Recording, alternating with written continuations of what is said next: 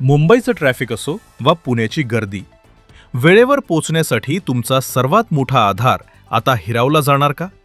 रॅपिडो, ओला आणि Uber bike टॅक्सीवर महाराष्ट्रात कायमची बंदी येणार?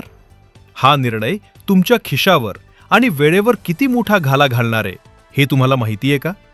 राज्याचे परिवहन मंत्री प्रताप सरनाईक यांनी सायबर क्राईम विभागाला पत्र लिहून रॅपिडो, ओला आणि उबर सारख्या कंपन्यांच्या बाईक टॅक्सी सेवा त्वरित बंद करण्याचे आदेश दिले आहेत. पण हे अचानक का घडलं? मुख्य कारण म्हणजे सुरक्षा आणि नियम. सरकारचं म्हणणं आहे की या कंपन्यांकडे व्यावसायिक परवाने नाहीत. प्रवाशांच्या सुरक्षेसाठी लागणारे इन्शुरन्स कव्हरेज, ड्रायव्हरची पडताळणी आणि महिलांच्या सुरक्षेसाठीची यंत्रणा या सेवांमध्ये तोकडी पडत आहे.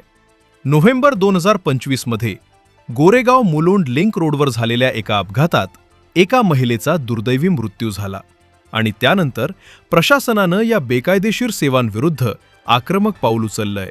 एकीकडे सुरक्षिततेचा मुद्दा महत्त्वाचा आहेच, पण दुसरीकडे लाखो प्रवाशांची सोय आणि तरुणांचा रोजगारही तितकाच महत्त्वाचा आहे. या निर्णयामुळे ट्रॅफिकमुळे प्रवास संथ गतीनं होणार. काही रिक्षा चालकांच्या मनमानी भाड्याला सामोरे जावे लागणार. सरकार यावर काही मध्यमार्ग काढणार का? की सर्वसामान्यांना पुन्हा एकदा महागड्या प्रवासाचा सामना करावा लागणार? तुम्हाला काय वाटतं हे आम्हाला कमेंट करून नक्की सांगा. आणि अशाच इंटरेस्टिंग बातमीसाठी आपल्या पेजला फॉलो करा.